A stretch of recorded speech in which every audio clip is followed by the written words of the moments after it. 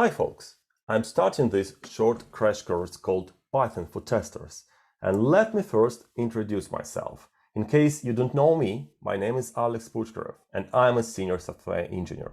I have more than 13 years of experience in IT, 7 of which in testing. So, why testers need to learn how to program? Well, first of all, so you can stay competitive on the job market. These days, it is not unusual for companies to expect testers to know at least one programming language, and sometimes even more. Also, you will be able to know more about how computers work, how developers work, and this will help you to become a better tester. And finally, we have lots and lots of tedious and repetitive tasks, many of which we can automate using Python. Why Python and not, for example, Java? Well, Python is one of the most popular programming languages these days, and it was specifically created to make developers productive, so you can spend less time programming and achieve more. It has minimalistic and simple design, so it is easy to learn. This is a truly universal language. It would be hard to think of a task that you cannot solve using Python. Python is an interpreted language, so you don't have to wait while your code is being compiled after changes, which is very convenient for testers.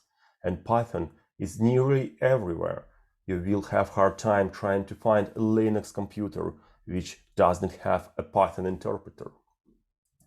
Python was created in 1991 by Guido van Rossum. So it's not a new language, it has a rich history, and it is actually in fact widely supported and accepted across the industry. You can use different programming paradigms while using Python, such as functional programming or object-oriented programming. So Python doesn't force you to use a particular one. As was mentioned before, it is interpreted language with dynamic and strict typing. You will learn more what it means later today. And Python is especially popular in web backend development, data science, DevOps, and test automation. So let's start by having a look at this simple program. You can think of variables as a named location where you put some value, and you can change this value, hence they called variables. Constants are values that cannot be changed, like in this case 1, 2.3 or hello world. Sometimes you may want to add a comment to your code to make it more readable, and you do it like this. Everything on line 1 is a comment. You started with a dash symbol, and then after this one until the end of the line it will be a comment. One unique feature of Python, and arguably a questionable feature, is the way it distinguishes between different blocks of program. Unlike Java or Delphi, it doesn't use brackets or begin-end to distinguish between blocks of code, and instead it relies on indentation. So in our case, on lines from 3 to 6, we have 4 spaces indentation before each line, and thus we indicate that those lines belong to a method called myMethod. Not everyone likes this, but one thing is certain: you will have to make your code formatted nicely. Unless you do this, your code will not just work. So almost every Python program is actually formatted nicely, which is not always the true for other programming languages. Let's have a look at the most important data types. First one would be integer, like the variable on line 3 called int_var, which holds the value 1. Then we have another numeric data type, float, like the one on the line 4, holding value 2.3, which you can use if you have to work with the non-integer values. Then we can see an example of string, which is a sequence of characters, like hello world on line 5. And finally, there is a Boolean data type, which can have only 2 values, true or false. So let's write our very first program in Python.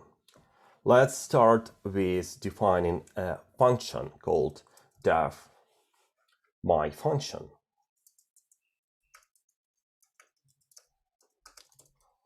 And at this point, don't worry what function is. We will explore functions more in other lessons.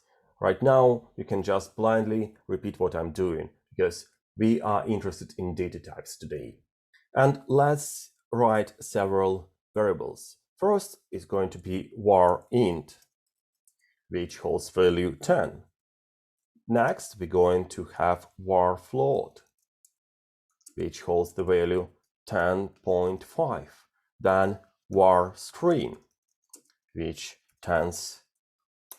holds the value I'm string. And here is one thing that I want to show you. I am string. Var string 2. So you can use double quotes or single quotes for strings like this. I am string 2. Then finally, var bool, which holds value true. And now let's see what we can do with these variables. And we can see what is dynamic type in here really. We are defining variable without specifying which data type they hold, and data type inferred from what we put there, like on the line 2, we just wrote var int and then specified that an integer constant goes there, and same for other lines. Now we need to see something very interesting. So if I print var int, it will print me 10. Nothing fancy. However, what do you think will be printed if I try to sum var int and var float?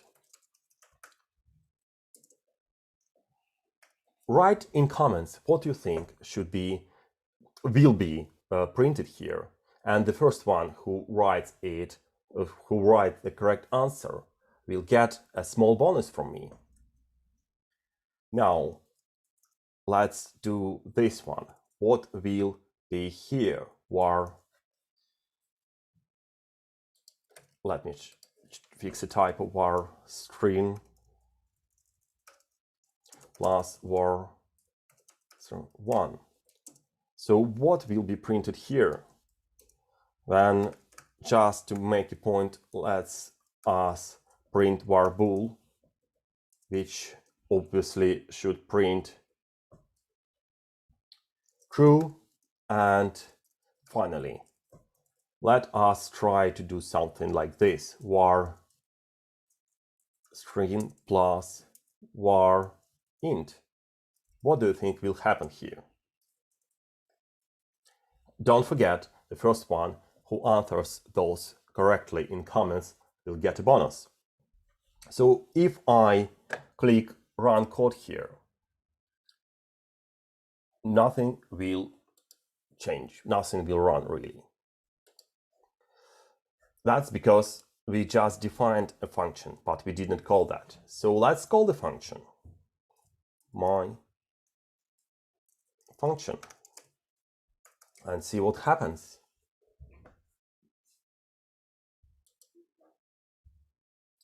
All right, so now we got our answers. So first we have printed 10, and as we expected.